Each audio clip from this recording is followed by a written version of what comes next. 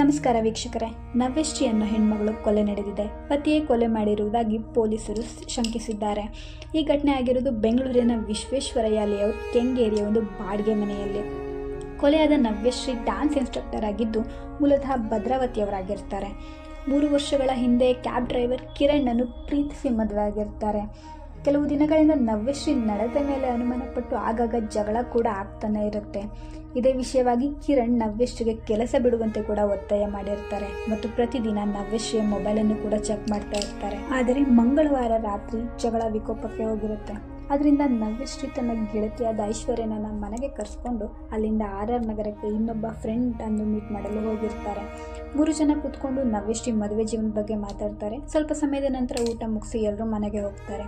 ರಾತ್ರಿ ಜೊತೆಲೇ ಮಲಗಿದ್ದ ನವ್ಯಶ್ರೀ ಮತ್ತು ಐಶ್ವರ್ಯ ಬೆಳಗಾಗುವಷ್ಟರಲ್ಲಿ ನವ್ಯಶ್ರೀ ಕೊಲೆಯಾಗಿರುತ್ತೆ. ಬೆಳಗಿನ ಸಮಯದಲ್ಲಿ ಐಶ್ವರ್ಯ ಹಾಸಿಗೆ ಒದ್ದೆ ಆಗಿದೆ ಅಂತ ಅನಿಸಿ ಪಕ್ಕದಲ್ಲಿ ನೋಡಿದಾಗ ರಾತ್ರಿ ಇದ್ದ ತನ್ನ ಗೆಳತಿಯನ್ನು ಕತ್ತು ಸೀಳಿ ಕೊಲೆ ಮಾಡಲಾಗಿರುತ್ತೆ. ಗಾಬರಿಯಿಂದ ಐಶ್ವರ್ಯ ಅಕ್ಕಪಕ್ಕದ ಮನೆಯವ್ರನ್ನ ಕರೆದು ಕೆಂಗೇರಿ ಪೊಲೀಸ್ ಸ್ಟೇಷನ್ಗೆ ಮಾಹಿತಿ ನೀಡ್ತಾರೆ. ಮಾಹಿತಿ ಆಧಾರದ ಮೇಲೆ ನವ್ಯಶ್ರೀ ಪತಿ ಕಿರಣ್ ಅನ್ನು ಪೊಲೀಸ್ ಅರೆಸ್ಟ್ ಮಾಡಿದ್ದಾರೆ. ಇನ್ನು ಹೆಚ್ಚಿನ ಮಾಹಿತಿಗಾಗಿ ವೀಕ್ಷಿಸಿ ಕಲ್ಕಿ ಮೀಡಿಯಾ.